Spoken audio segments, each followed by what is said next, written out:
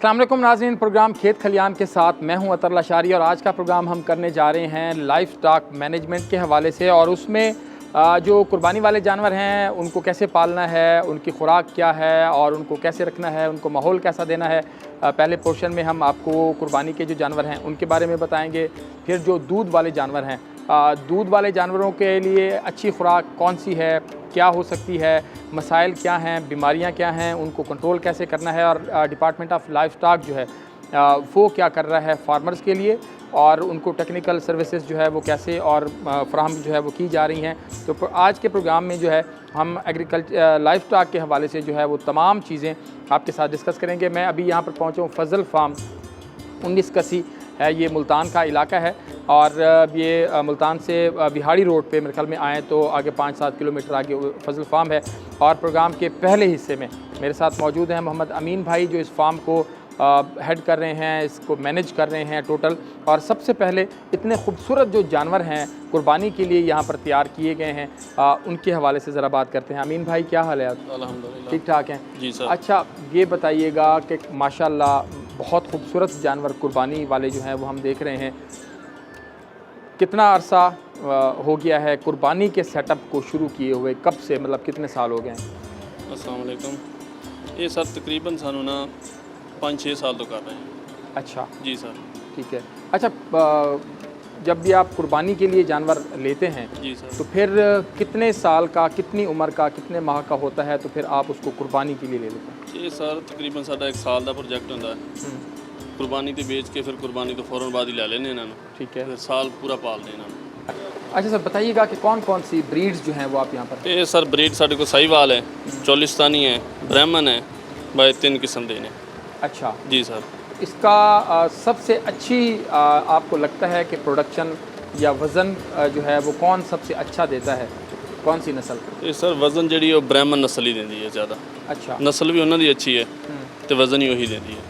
अच्छा हाँ जी। ठीक है। एक दिन में अगर हम देखें क्या क्या खुराक जो है वो आप इनको इस्तेमाल कर रहे हैं? कि उम्र के हिसाब से होता है, वज़न के हिसाब से करते हैं, कैसे सारे को तकरीबन 5 किलो वंडा देते हैं हम। एक टाइम सब चारा देते हैं इनको।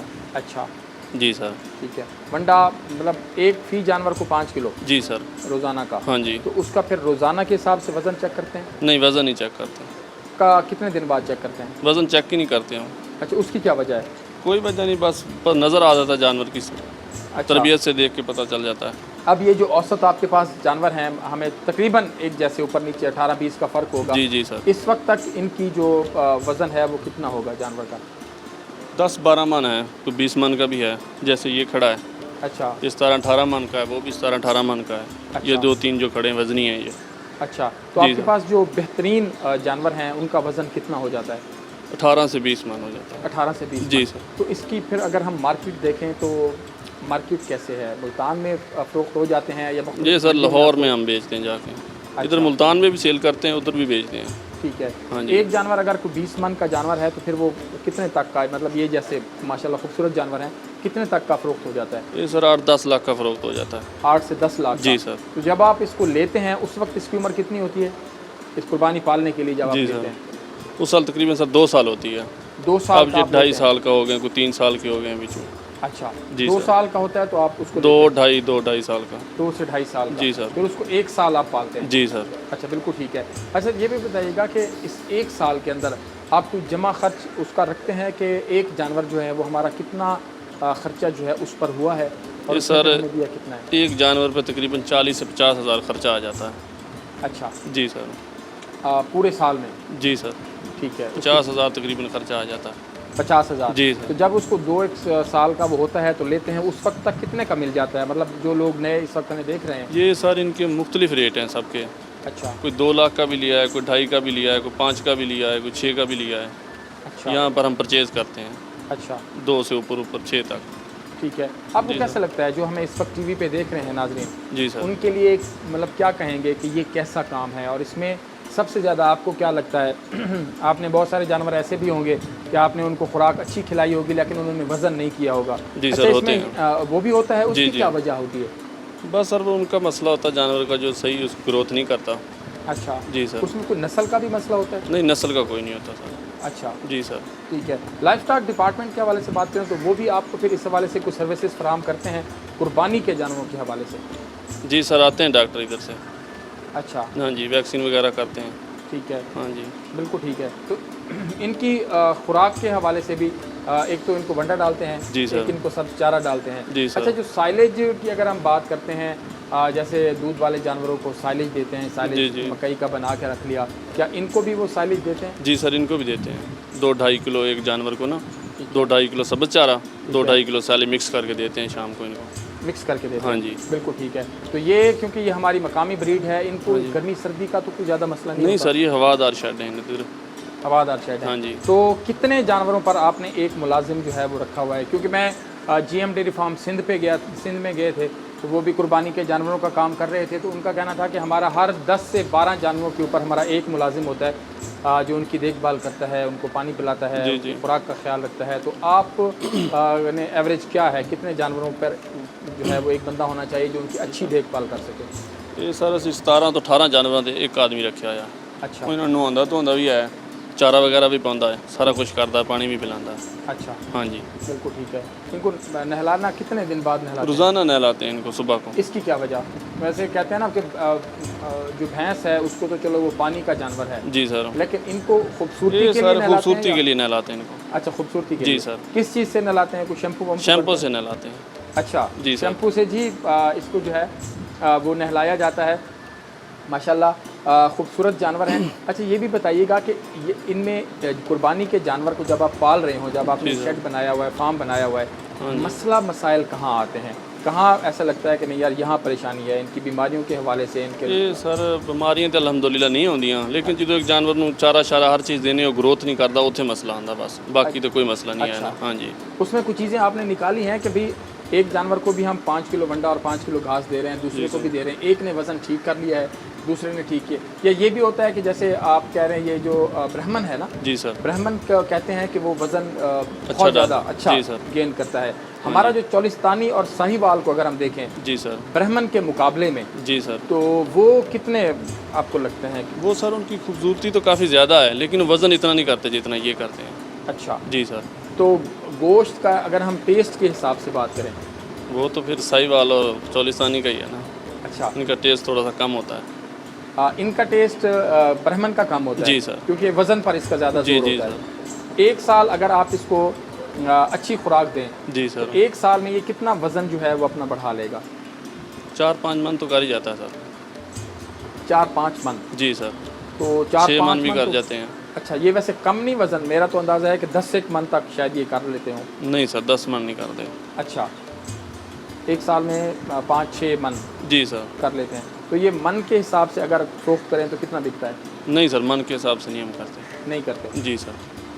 वो कम जाएगा? जी सर, हम खूबसूरती के हिसाब से ही करते हैं। अच्छा, हाँ जी। तो कुर्बानी के ऊपर कितने जानवर फरोख्त कर लेते हैं? ये सर हमने 130 जानवर पाले थे, ठीक है, तकरीबन अब 40 जानवर फरोख्त कर दिए हैं, ठीक है। 90 अभी हमारे पास मौजूद हैं। 90 मौजूद हैं। जी वो सर। सारे लाहौर जाते हैं या मुख्तलिफ मंडियों में? नहीं सर, इधर मुल्तान और लाहौर में, मुल्तान और और लाहौर किसी तरफ नहीं जाते। में। खर्चा वर्चा निकाल के एक जानवर कितनी बचत दे जाता होगा? तकरीबन सर 1.5 दे जाता है। अच्छा, जी सर। खर्चा खर्चा निकाल के। चीज़ें खाने पीने का निकाल के जी जी सर। 1.5 दे जाता है। जी सर। ठीक है, बहुत शुक्रिया जी। अभी चलते हैं यहाँ से अमीन भाई के साथ ही, और जो फार्म पर कुछ और लोग हैं उनके साथ, और ख़ास तौर पर जो लाइफ स्टॉक डिपार्टमेंट के लोग हैं उनसे भी, कि जो दूध वाले जानवर हैं उनको उनका ख्याल कैसे करना है, उनकी मिल्किंग के हवाले से चीज़ें जो हैं वो वहाँ पर चलकर आपको दिखाते हैं। यहाँ पर वक्त ब्रेक लेते हैं, हमारे साथ रहिएगा।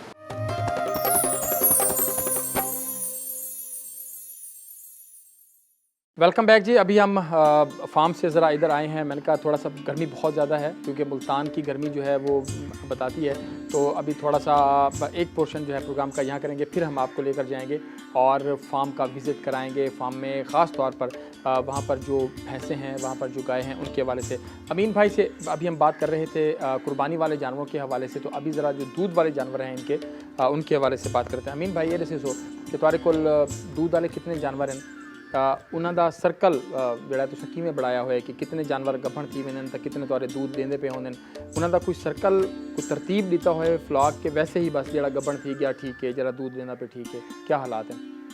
ਇਹ ਸਰ ਸਾਡੇ ਕੋਲ 130 ਭੈਂਸਾਂ ਨੇ ਦੁੱਧ ਵਾਲੀਆਂ, ਜਿਨ੍ਹਾਂ ਵਿੱਚ 90 ਗੱਭਣ ਨੇ, 40 ਦੁੱਧ ਦੇਣ ਵਾਲੀਆਂ ਨੇ, ਤੇ ਉਹ ਖੁਦ ਹੀ ਆਪ ਹੀ ਹੋ ਜਾਂਦੀਆਂ ਨੇ। ਠੀਕ ਹੈ, ਲੇਕਿਨ ਕੋਈ ਉਹਨਾਂ ਦਾ ਬਣਾਇਆ ਨਹੀਂ ਹੋਇਆ ਸੀ ਤਰੀਕਾਕਾਰ। ਬਿਲਕੁਲ ਠੀਕ ਹੈ। ਹਾਂਜੀ। ਅੱਛਾ, ਉਹਨਾਂ ਦੀ ਖੁਰਾਕ ਦੀ, ਕਿਉਂਕਿ ਹੁਣ ਜਿਹੜੇ ਜਾਨਵਰ ਹਨ ਤੁਹਾਡੇ ਕੋਲ ਕੁਰਬਾਨੀ ਵਾਲੇ, ਜੀ ਸਰ। ਉਹਨਾਂ ਦੀ ਖੁਰਾਕ ਸਰਸਿੰਦੇ ਪਿਆ ਹੋਵੇ ਕਿ 5 ਕਿਲੋ ਫੀ ਜਾਨਵਰ ਦੇ ਹਿਸਾਬ ਨਾਲ ਵੰਡਾ, 5 ਕਿਲੋ ਚਾਰਾ ਜਿਹੜਾ ਹੈ ਉਹ ਉਹਨਾਂ को ਪੈਂਦੇ ਹੈ। दूध पर औसत जानवर ਜਿਹੜੇ ਹੈ ਉਹ ਕਿੰਨਾ ਦਿੰਦੇ ਪੈਣ? क्या जानवर को दूध ਦੇ ਹਿਸਾਬ ਨਾਲ ਤੁਸੀਂ ਵੰਡਾ ਪੈਂਦੇ ਪਏ ਹੋ ਜਾਂ ਵੈਸੇ ਹੀ ਜਨਰਲ ਸਾਰਿਆਂ को, ਜਾਂ ਉਹਨਾਂ ਦਾ ਖੁਰਾਕ? ਨਹੀਂ ਸਰ, ਦੁੱਧ ਦੇ ਹਿਸਾਬ ਨਾਲ ਨਹੀਂ ਪਾਉਂਦੇ, ਸਾਰੇ ਖੁੱਲੇ ਫਿਰਦੇ ਨੇ ਜਾਨਵਰ। ਠੀਕ ਹੈ। ਤੇ ਉਹ ਸਾਰਿਆਂ ਤਕਰੀਬਨ 5 ਕਿਲੋ ਇਹਨਾਂ ਦੀ ਲਿਆਰੀ ਦਾ ਵੀ ਐਵਰੇਜ ਹੈ, ਸਵੇਰ ਦੀ 5 ਕਿਲੋ ਸ਼ਾਮ ਦੀ। ਕਿਹੜੀ ਚੀਜ਼ ਦੀ? ਵੰਡੇ ਦੀ ਜਾਂ ਚਾਰੇ ਦੀ? ਵੰਡੇ ਦੀ। अच्छा, वनडे दी। जी सर। एक जानवर को औसत कितना वंडा उनके हिस्से चाहते रोजाना? तकरीबन 4-5 किलो आ जाता है। 4-5 किलो? जी सर। तो तुम्हारा औसत जानवर जो है वो कितना दूध देना पे? ये सर 10 तो 11 किलो देना पे। 10 तो 11 किलो? जी सर, सुबह शाम का। अच्छा, बाकी इन्हों को कोई बीमारी शिमारी दे नाल, क्योंकि बाज़ औकात ये होंगे कि अक्सर इलाकों के देते हैं साड़ू की बीमारी आती है, उनके नाल दूध जरा है वो घट थी वेंदे, या मूँह खुर की बीमारी, इतना भी तुहाडे कोल कोई सिलसिला है या टाइम से वैक्सीनेशन? थोड़ा दा मस्टैटस आउंदा आ। अच्छा। मसला वगैरह तो वो फिर डॉक्टर साहब ਨੂੰ ਸਾਦੇ हैं, ठीक हो जाता है। अच्छा जी सर, बिल्कुल ठीक है। अच्छा जी, सारे नाल इतना प्रोग्राम के यहीं से मौजूद हैं डॉक्टर मोहम्मद अफजल साहब, additional director livestock Multan. Doctor साहब माइक गिनसो। डॉक्टर साहब ये फरमाइएगा कि जैसे अमीन भाई ने बताया कि हमारे यहाँ जो जानवर हैं उनके लिए कोई बाइफर्केशन नहीं है कि किसी जानवर को हम कितना मंडा दे रहे हैं, किसी को कितना दे रहे हैं, सब के लिए यूनानिमस है। आपको लगता है कि जो जानवर जितना दूध देने की सलाहियत रखता है उनको उस हिसाब से खुराक का ख्याल रखना चाहिए? बिस्मिल्लाहिर्रहमानिर्रहीम। शुरू करता हूँ अल्लाह के नाम से जो नहायत मेहरबान और रहम करने वाला है। लशारी भाई, साइंटिफिकली तो ऐसे ही है, जो हमें पढ़ाया जाता है वो तो ऐसे ही है कि हर जानवर को वो मिल्किंग जो है उसकी वो रिकॉर्ड करनी चाहिए कि वो कितना दूध देता है, और उसी हिसाब से उसको वंडा देना चाहिए। ऐसे होता है कि जो 3 किलो दूध देता है जानवर, उसको 1 किलो देना चाहिए। अगर 6 किलो जानवर दूध देता है तो 2 किलो वंडा देना चाहिए। अगर 9 किलो देता है तो 3 किलो देना चाहिए। अगर वो 12 किलो देता है तो 4 किलो वंडा देना चाहिए। जो इनका तरीक़ाकार है कि सब के साथ ये मसावत कायम करते हैं, सबको एक जैसा वंडा दे रहे हैं, तो ये मेरे ख्याल में ये सही नहीं है। अगर ये अलग अलग उनको थोड़ा सा उनकी पैदावार के हिसाब से दें तो वो ज़्यादा बेहतर है। अच्छा, इससे ज़्यादा इनको अच्छा रिज़ल्ट मिलेगा। अच्छा डॉक्टर साहब, एक मसला और भी है कि हमारे बहुत सारे जानवर कहते हैं, अपना जो लाइफ स्टॉक फार्मर्स हैं वो ये कहते हैं कि जी हमने अपने जानवर को जो है वो इंजेक्शन लगवाया है, वो टीका उसको रखवाया है, या उसकी इंसेमिनेशन हुई है नेचुरल तरीके से, 3 महीने बाद 4 महीने बाद उनको जाके पता चलता है, 5-5 महीने बाद पता चलता है कि नहीं ये तो गबन ही नहीं था। ये क्या है? ये एक किस्म की ये मिसमैनेजमेंट है। जानवर ने जब हीट में आता है तो 21 दिन बाद उसने दोबारा आना है। एक हीट से दूसरी हीट का जो वक्फा है वो 21 दिन है। को फार्मर जब हीट में आता है जानवर या उसकी इंसेमिनेशन करवाते हैं तो उनको चाहिए कि वो एक रिकॉर्ड बनाए, उसमें वो डेट लिखें कि कब हीट में आया था, कब इसकी इंसेमिनेशन हुई। ठीक है। तो इधर अमीन साहब तो बनाते हैं फजल फार्म पे, तो ये हर फार्मर प्रैक्टिस को करे इसको। अच्छा। 21 दिन बाद फिर कीनली ऑब्जर्व करे हीट में आया है या नहीं। अच्छा। ये बहुत सारे फैक्टर हैं जब जानवर हीट में नहीं आता। मुल्तान के एरिया में सबसे बड़ा जो फैक्टर है वो है स्ट्रेस। अच्छा। Heat stress. इधर गर्मी आपको पता है एक्स्ट्रा ऑर्डिनरी है। अच्छा, गर्मी भी असरअंदाज गर्मी भी असरअंदाज होती है, और जो जिसको खुराक सही ना मिले जानवर को, उसका जो हार्मोनल लेवल है वो डिस्टर्ब हो जाता है, उस वजह से फिर वो हीट में नहीं आते। ठीक है। तो अगर जानवर सही मैनेजमेंट रखे, उसको खुराक टाइमली दे, उसको कीनली ऑब्जर्व करे, तो उनमें ये प्रॉब्लम नहीं है इतना खास। अच्छा, इसको जानवर को हीट में लाने के लिए या उसकी प्रेगनेंसी के जो लेवल है उसको बेहतर करने के लिए भी कोई ख़ास खुराक होती है? जी बिल्कुल। जब प्रेगनेंसी टेस्ट 2 माह बाद हो जाता है, करवाना चाहिए, देखना चाहिए कि प्रेग्नेंट हुआ है कि नहीं जानवर। तो जब 6 माह हो जाए तो फिर खुसूसी तवज्जो देनी पड़ती है उस जानवर को। अच्छा। उसको ज़्यादा मतलब बेहतर खुराक देनी पड़ती है, वंडा भी देना चाहिए, और कभी कभी ऑयल भी, खाल में ऑयल भी देते हैं फार्मर, ज़रा उससे उसकी स्किन बेहतर हो जाती है। अच्छा। तो उसका खुसूसी तौर पर उसके पानी का, उसकी रहायश का, उसके मैनेजमेंट का खुसूसी तवज्जो उस पर देनी चाहिए। विटामिन मिनरल्स की भी उसको ज़्यादा ज़रूरत होती है। अंदर फीटस बन रहा होता है तो कैल्शियम की भी ज़्यादा ज़रूरत होती है। तो फार्मर को चाहिए कि वो करीबी शफा खाना हैवानात का जो वेटरनरी ऑफिसर है उससे गाइडलाइन ले कि अब हमारा जानवर प्रेग्नेंट हो गया तो अब उसको कैसी खुराक देनी चाहिए। ठीक है। ये जो प्रेगनेंसी टेस्ट है, जो हमल का टेस्ट होता है, गाय या भैंस का, वो आपके उधर लोग कर लेते हैं कि उसको प्राइवेट कहीं से कराना पड़ेगा फार्मर को? नहीं, हमारे पास मेरे पास ज़िले में 40 के करीब आर्टिफिशियल इंसेमिनेटर हैं जो कि इस काम के माहर हैं। ठीक है। वो मैनुअली हम बता देते हैं, 1.5 से लेकर 2 माह जब हो जाते हैं तो फिर हमें पता चल जाता है कि जानवर प्रेग्नेंट है कि नहीं।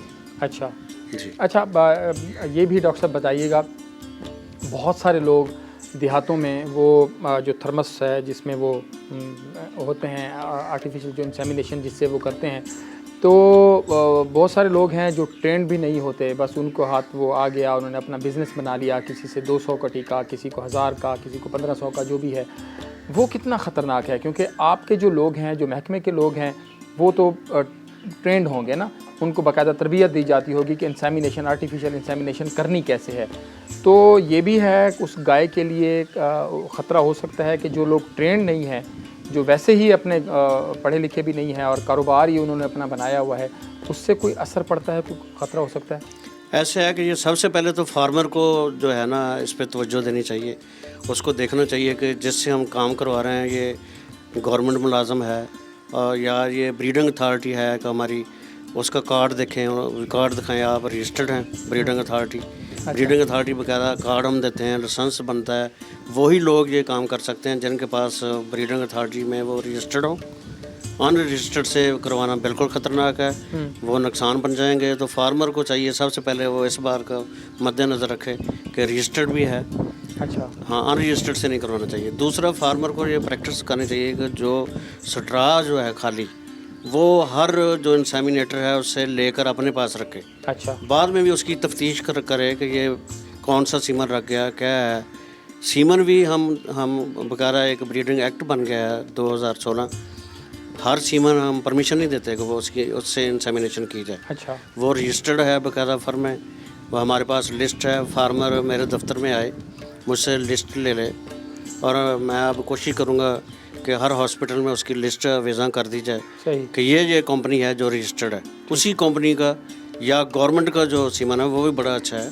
अच्छा। हाँ, तो वो उसी से इंसेमिनेशन करवाए फार्मर, उसी से करा। हाँ, अनरजिस्टर्ड अनऑथोराइज्ड पर्सन से इंसेमिनेशन ना करवाए, वरना वो बड़ा नुकसान करेगा। ठीक है। नुकसान हो जाता है, वो जो है जानवर की यूट्रस, उसको उसमें इन्फेक्शन का खदशा होता है। फिर वो जिसमें वो आ गई बीमारी मटराइटिस, पोयोमेटर वगैरह, तो फिर वो हीट में नहीं आएगा। अच्छा। तो इस तरह वो जानवर अनइकोनॉमिकल हो जाएगा फार्मर के लिए। बिल्कुल ठीक है। आखिर में सिर्फ ये पूछना चाहूँगा कि हमारे फार्मर्स का आम रवैया ये है कि जो जानवर दूध से भागा उसकी खुराक भी बहुत ज़्यादा कम कर दी, बस उसको भूसे पे लगा दिया कि जी ये दूध तो देता नहीं है, तो अब ये प्रेग्नेंट है तो अब इसको बस क्या खिलाना पिलाना, वैसे ही वो उसको है। ये कैसे देखते हैं? अगर तो जानवर ड्राई है, प्रेग्नेंट भी नहीं है, तो वो तो ठीक है, उसको बस पेट भर के चारा मिल जाए, इतना ही काफ़ी है। लेकिन अगर आप उसकी खुराक बेहतर करेंगे, उसको विटामिन्स मिनरल्स देंगे, तो वो जल्दी हीट में आ जाएगा। अच्छा। हाँ, तो ज़रूरी है उसकी खुराक का भी ख्याल रखना चाहिए। उसकी हाँ, खुराक लेकिन वंडा ना दें उसको, वंडा रिकमेंडेड नहीं है उसको। वंडा तो फिर ही देंगे ना जब प्रेग्नेंट होगा या दूध देगा। ठीक है। लेकिन बाकी तो उसको सब्ज़ चारे की, पानी की, हर चीज़ की उसको भी ज़रूरत है। बिल्कुल ठीक है। बहुत शुक्रिया। प्रोग्राम में डॉक्टर मोहम्मद अफजल साहब मेरे साथ मौजूद थे, और जो चीज़ें आम फार्मर के जहन में होती हैं, मेरी कोशिश होती है कि हम वही चीज़ें जो हैं वो इनके साथ डिस्कस करें। अमीन भाई जैसे अपना तजर्बा बता रहे थे फार्म का, और कि इनका तजर्बा कैसे है दूध वाले जानवरों का, और ख़ास तौर पर कुर्बानी वाले जो जानवर हैं उनके हवाले से। तो एक मुझे लगता है कि हम ईद के बाद जो है किसी वक्त एक और प्रोग्राम जो है वो भी करेंगे इस फार्म के ऊपर, और उस वक्त तक चीज़ों को मज़ीद इनके पास, क्योंकि बकरियां भी हैं और बछड़े वगैरह भी हैं, कुर्बानी वाले जानवर भी हैं, वंडा भी बनाते हैं, वंडा भी ये बनाते हैं, और वंडे की जो फार्मेशन है उसके हवाले से भी बताएंगे कि वंडे का जो बनता है वो कैसे बनता है, कौन कौन सी चीज़, उसकी मिकदार जो है वो कितनी होनी चाहिए, और आइडियल बैलेंसिंग जो है, बैलेंस वंडा वो कैसे होता है, और उसकी कितनी मिकदार जो है वो होनी चाहिए। प्रोग्राम में यहाँ पर वक्त हुआ एक ब्रेक का, अभी चलेंगे ज़रा लाइफ स्टॉक फार्म पे, और ख़ास तौर पर जो लाइफ स्टॉक के एक्सपर्ट्स हैं उनसे बात करेंगे कि वो क्या कहते हैं। उनसे बात करते हैं, हमारे साथ रहिएगा।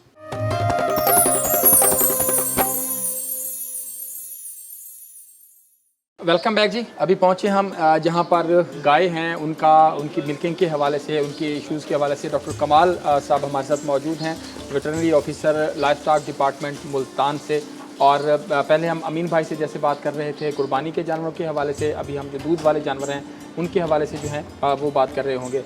कमाल भाई बहुत शुक्रिया आपके वक्त का। ये बताइएगा कि जानवर का इस मौसम में ख़ास तौर पर हम देखते हैं कि अक्सर जानवर गर्मी की वजह से उनकी दूध की प्रोडक्शन कम हो जाती है, जी वजह क्या है? सर, ये गर्मी जो बहुत ज़्यादा पड़ती है उसका ना स्ट्रेस आता है, हीट स्ट्रेस की वजह से ना जानवर अक्सर दूध कम कर देते हैं। तो उसके लिए हमें सबसे पहले तो चाहिए कि जो भी हम उनकी मतलब शेड वगैरह बनाते हैं ना, वो उसमें वेंटिलेशन प्रॉपर हो, यानी कि हवादार हो। उनका जो रुख है वो शर्कन गर्बन बनाएं और तकरीबन 14 से 16 फुट उनकी हाइट होनी चाहिए ताकि उसमें से हवा का क्रॉस आराम से हो जाए। और अगर मज़ीद अगर आप उसमें फ़ैन लगवा लें तो वो ज़्यादा अच्छी बात है, एग्जॉस्ट फ़ैन लगवा लें तो वो भी ज़्यादा अच्छा है। इन्हें अगर आप प्रॉपर ना हीट से बचाते रहेंगे तो ये मतलब दूध भी सही देंगे और सेहत भी अच्छा, ठीक जो बनाएंगे इस तरह का कमाल भाई है, हमने देख रहे हैं नाज़रीन, आपको वो मास्टर में नज़र आ रहा होगा पीछे वो एक एग्जॉस्ट फैन, हर तरफ से अगर शेड खुला है ओपन है फिर भी उसको एग्जॉस्ट की ज़रूरत है? जी, एग्जॉस्ट अगर लगा देंगे तो ज़्यादा फ़ायदा देगा, ठंडक मज़ीद बढ़ जाएगी। अच्छा जी, अंदर से वो जो गर्म हवा है वो बाहर निकाल देगा और जानवर को मतलब ज़्यादा अच्छा माहौल मिलेगा। अच्छा। क्योंकि हमारे पास ना जानवर ये क्रॉस के भी हैं, जिसमें ना मतलब ऑस्ट्रेलियन फ्रीजन से हम क्रॉस कराते हैं, साहिवाल से या चोलिस्तान से। तो जो मतलब जो बाहर के ब्रीड्स हैं ना उन्हें ना गर्मी ज़्यादा लगती है। अच्छा कमाल भाई, इसके अगर हम मैनेजमेंट के हवाले से बात करें तो जो फार्मर्स जानवरों को लेकर आते हैं अपने फार्म पे, एक तो फार्म की मैनेजमेंट जो है वो कितना ज़्यादा इसको मानी रखती है कि जो बंदा जानवर पाल रहा है उसको किस किस चीज़ का जो है वो सबसे ज़्यादा ख्याल रखना है, गोश्त की प्रोडक्शन लेने के लिए भी और दूध की प्रोडक्शन लेने के लिए भी, टेक्निकल कुछ चीज़ें? जी सर, सबसे ज़्यादा जो ज़रूरी चीज़ है ना, जब आप फार्म पे नए जानवर लेके आते हैं तो आपने उसको सबसे पहले अलहदा रखना है। जैसे आजकल हम एक ना टर्म सुन रहे हैं क्वारंटाइन, ठीक है ना, ऐसे जानवरों में भी यूज़ होती है क्वारंटाइन। आप जो भी जानवर नया लेके आएँ उसको पहले क्वारंटाइन कर लें। कितने दिन? उसे आप तकरीबन 2 हफ्ते 2 हफ्ते से ना आप अलहदा रखें ताकि ना उसमें अगर कोई बीमारी है तो वो वाज़े हो जाए, ठीक है। और अगर बीमारी है तो जानवरों को ना मतलब आगे ट्रांसफ़र ना हो जाए, ठीक है ना। उससे बेहतर है कि आप उसे अलहदा रखें, उस पर मतलब ना आप उस पर ना नज़र रखें, ठीक है। उसको वैक्सीन वगैरह करवाएं, ठीक है ना। उसके बाद फिर उसको आप ना जब महसूस हो कि आपको कि वो जानवर ठीक है, बीमार नहीं है, फिर आप उसको अपने हार्ड में शामिल कर लें। अच्छे दूध लेने के लिए, दूध की पैदावार बढ़ाने के लिए हमारे फार्मर को क्या करना है? सबसे पहले आपने उसे प्रॉपर वैक्सीनेशन करवानी है, ठीक है, ताकि जानवर किसी बीमारी मुतद्दी मर्ज़ से मतलब बीमार ना हो। उसके बाद आपने सफाई का ख़ास ख्याल रखना है, ठीक है, ताकि जानवरों को चिचड़ वगैरह ना लगे। उसके बाद आपने इसको करम कुछ अद्वियात होती हैं वो पिलानी है ताकि इनके जो पेट में कीड़े वगैरह होते हैं वो मर जाएँ, ठीक है। उसके बाद आपने इसको सब्ज़ चारा देना है और साथ वंडा देना है, मुतवाज़न खुराक देनी है, ठीक है ना। और वज़न का ये जो दूध होता है ना, आपने जो वंडा देना है 3 किलो अगर कोई जानवर दूध दे रहा है ना, उसको आपने 1 यानी किलो वंडा देना है, ठीक है। तो इस हिसाब से अगर 20 लीटर दे रहा है तो उसको आप 6 किलो वंडा, यानी एक रेशो होती है कि जिस हर 3 लीटर दूध देने वाले जानवर को आपने 1 किलो वंडा खिलाना है। अच्छा, ठीक है ना। तो आपने उसको बैलेंस खुराक दें, सफाई का ख्याल रखें और वैक्सीन करवाते रहें। अच्छा तो कमाल इंशाल्लाह भाई, कोई मसला नहीं होगा। एक और चीज़ पूछना चाहूँगा, क्योंकि मेरे ख़ुद के भी किसी टाइम पर जानवर रहे हैं, जी। तो हमारे यहाँ ये होता था आपके जो खुश्क रोटी के टुकड़े होते हैं जी जी वो, और उसके साथ जो खल है जी सरसों की, जी जी उसको जो है वो आपने भिगो दिया और उसको जो है वो भूसे के ऊपर डाल दिया और वो जानवरों को दिया। उसमें उसकी ग़िज़ाइयत में और उसकी इफ़ादियत में और वनडे में क्या फ़र्क है? सर ये है कि ना जो वंडा होता है ना उसमें आपके पास खल भी होती है उसके अंदर, ठीक है। उसमें जो आप टुकड़े डाल रहे हैं रोटी के वो वीट भी उसके अंदर होती है, ठीक है ना। जो वंडा है ना वो बैलेंस डाइट है, उसमें जो जानवरों को नमकियात चाहिए होते हैं मुख्तलिफ़ किस्म के वो शामिल होते हैं, ठीक है। इसमें जो हम सिर्फ खल दे रहे हैं वो सिर्फ खल ही दे रहे हैं, उससे प्रोटीन उसे मिलती है, बाकी चीज़ें नहीं मिलती, ठीक है। लेकिन जो जानवर दूध दे रहा है उसके अंदर से कैल्शियम भी उसमें निकाल रहे हैं बाहर, विटामिन भी निकाल रहे हैं, ठीक है ना। तो उसके लिए उसे बैलेंस डाइट देना ज़रूरी होता है, अदरवाइज़ जानवर कमज़ोर हो जाते हैं। अच्छा, ठीक है ना। तो आप वो भी दें, लेकिन कोशिश करें कि आप ना वंडा दें ताकि ना उसको उसकी जो ज़रूरत है वो उसे पूरी हो। ठीक है। अगर कोई बंदा किसी भी कंपनी का वंडा नहीं ख़रीद सकता जी, तो आप क्या रिकमेंड करेंगे कि वो घर में क्या क्या चीज़ें ऐसी हों जिनको मिला के वो वनडे जैसी ग़िज़ाइयत उसको दे सके जानवर को? जी, आप ना मैं आपको एक छोटा सा आसान सा फार्मूला बनाता हूँ जो ना घर वाले मतलब घर में भी आप बना सकते हैं। उसमें आपने गंदम शामिल करनी है, अच्छा, उसमें आपने मकई शामिल करनी है, मकई का दलिया बनवा लें, ठीक है। उसमें एक शीरा मिलता है, शीरा शामिल कर लें। एक मेडिकल स्टोर से मिलेगा मिनरल मिक्सचर का पाउडर, वो आप शामिल कर लें, ठीक है। ये और जो खल बनोला है, खल बनोला शामिल कर लें, और खल तोरिया है, खल तोरिया शामिल कर लें, ठीक है ना। इन सारी चीज़ों को मिक्स कर लें और ये आप ना ये बहुत अच्छा वंडा है, इसका ना हमने रिज़ल्ट चेक भी किया है, तो ये बहुत अच्छा रिज़ल्ट देता है। तो इससे जानवर दूध अच्छे तरीके से देंगे।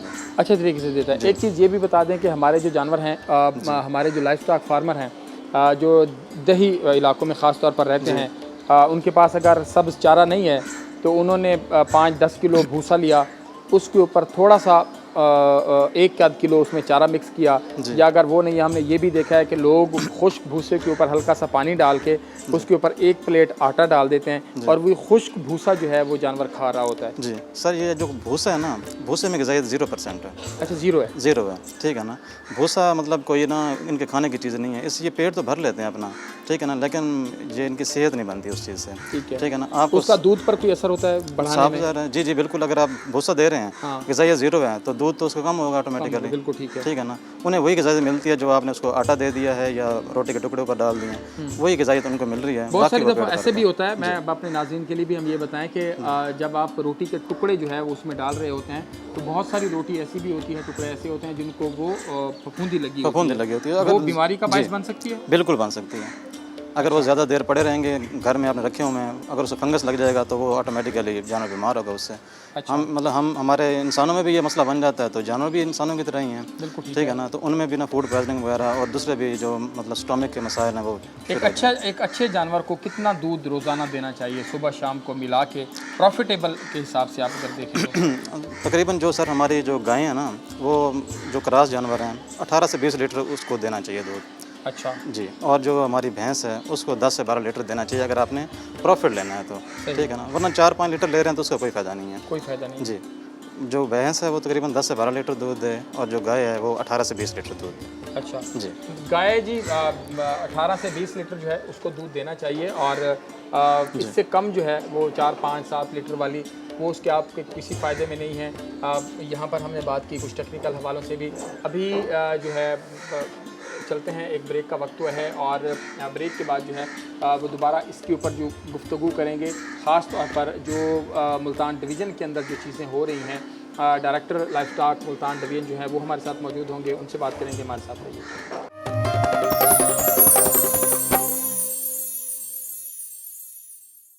वेलकम बैक जी। बात कर रहे हैं लाइफ स्टॉक फार्मिंग के हवाले से, इसके फ़ायदे, इसके अंदर मसाइल, इसकी मुश्किलात और इसकी मैनेजमेंट के हवाले से। और आज के प्रोग्राम में जैसे हमने जो लाइफ स्टॉक फार्मर्स हैं उनसे बात की, तो अभी हम बात करेंगे कि इसकी डेवलपमेंट के हवाले से जो है वो क्या क्या हो रहा है, क्या क्या प्लान्स हो रहे हैं, और फार्मर्स ख़ुद इसको कैसे डेवलप कर सकते हैं। महकमा जो है लाइफ स्टॉक की अगर हम बात करें, क्योंकि इसको लाइफ स्टॉक मुल्तान जो है वो लुक आफ्टर कर रहा है, देख रहा है मुल्तान की चीज़ों को। प्रोग्राम के इस हिस्से में मेरे साथ मौजूद है director livestock Multan division doctor Mohammad Saftan Bhatti साहब। डॉक्टर साहब बहुत शुक्रिया आपके वक्त का।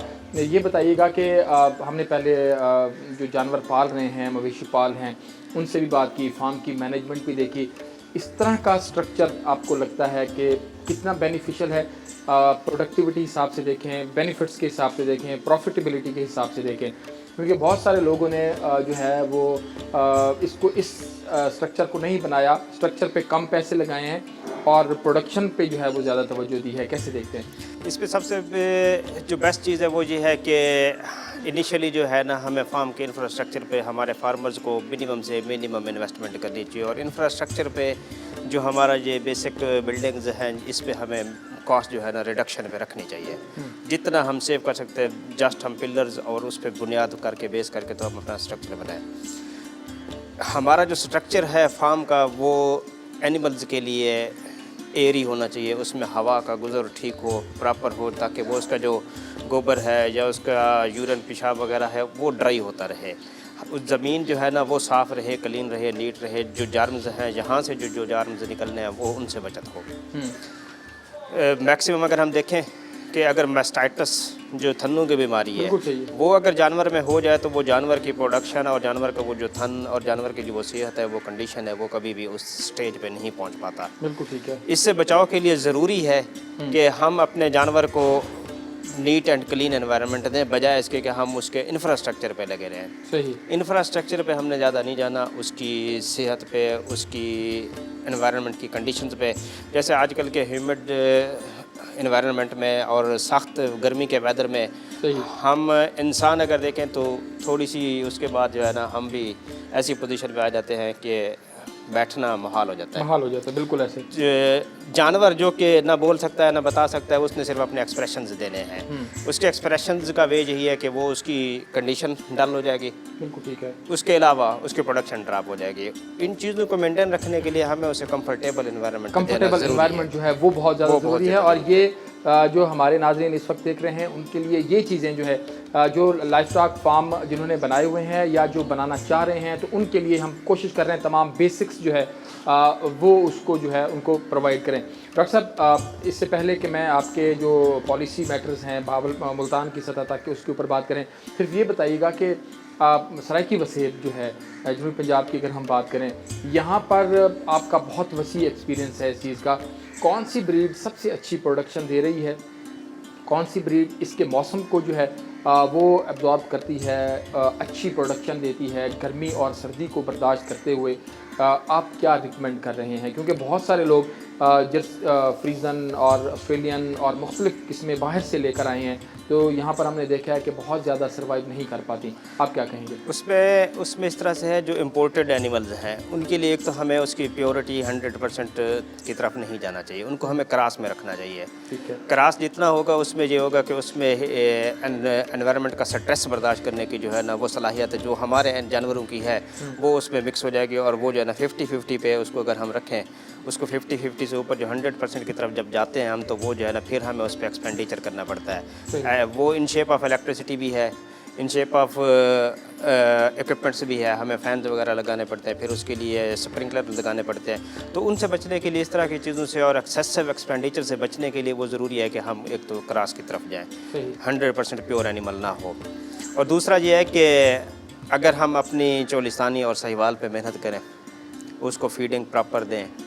जो चोलिस्तानी आप देखते हैं, आपने देखी भी होगी कि कुछ खाए पिए बगैर वो प्रोडक्शन दे रही है चोलिस्तान में रहते हुए, तो उसका पोटेंशियल तो है, उस पोटेंशियल को हम यूज़ करें, हमारा फार्मर उस पर थोड़ा सा एफर्ट करे, हम महकमा उस पर एफर्ट करें और उस पोटेंशियल को जो है ना लोगों के सामने, लोगों की नज़रों में लेके आएँ, ताकि लोग जो है ना उसकी तरफ आएँ, उसको एक्सप्लॉइट करें और हमारे जानवर का जो पोटेंशियल है वो लोगों के सामने भी है और उसको जो है ना आगे की तरफ तरजीह भी दी जाए। बिल्कुल ठीक है, ताकि वो आगे चले। अच्छा सत्यान भाई, मैं ये भी पूछना चाहूँगा कि life stock department Multan division के लाइफ स्टॉक फार्मर्स के लिए क्या कर रहा है सर्विसेज की फराहमी के हवाले से, या अगर आप मैं कहूँ कि डेवलपमेंट के लिए क्या इक़दाम किए गए हैं, क्या होने जा रहे हैं? जी, डेवलपमेंट का जो प्रोसीजर है वो आपको पता है कि स्टेप बाय स्टेप चीज़ें चलनी है। हमारा कंट्री भी जैसे कि आप जानते हैं कि डेवलपिंग कंट्रीज़ में शामिल है, अभी डेवलप्ड में नहीं है, जो कि अभी डेवलप अपनी ग्रोथ के सिलसिले में चल रहा है। तो इसमें डेफिनेटली आहिस्ता आहिस्ता काम चलेगा और काम चलता रहेगा।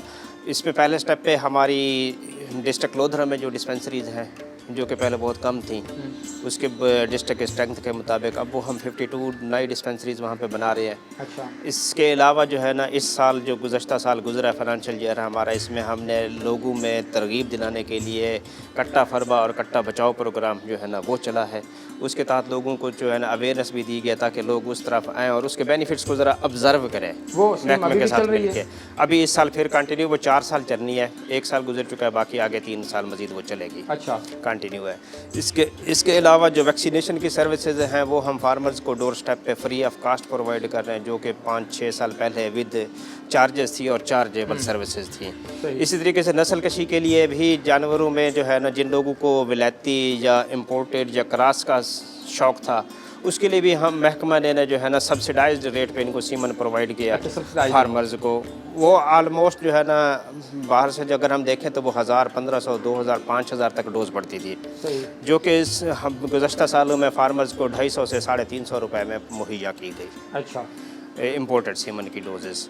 इसी तरह से जो हमारे अपने हैं SPUs, उनसे आला क्वालिटी का और प्रूवन सीमन जो है वो भी अवेलेबल है। वो प्रूवन सीमन जो है ना हम उन फार्मर्स को मुहैया करते हैं जिनके पास एलीट एनिमल्स मौजूद होते हैं, जैसे साहिवाल के या नीली रावी के जो अच्छे जानवर हैं, उनमें फिर हम वो प्रूवन सीमन, ताकि उनकी मज़ीद पराजली जो है ना बेटर है। सत्यान भाई, ये भी बताइएगा कि आप कह रहे हैं कि वो फरबा कट्टा जो स्कीम है उसमें इनरोलमेंट या रजिस्ट्रेशन का प्रोसीजर प्रोसेस भी थोड़ा सा बता दें और ये भी कि उसकी कैटेगरी क्या है, कि किसी के पास कितने बच्चे या कट्टे होंगे तो उसको वो रजिस्टर्ड हो सकता है, और उसको फिर कितने अरसे तक जो है वो आप सपोर्ट कर रहे होंगे और किस मद में कर रहे होंगे? इसमें इस तरह से है कि जो कट्टा फरबा प्रोग्राम है उसमें किसी फार्मर के पास अगर मैक्सिमम हम 25 कर सकते हैं, 25 दिन।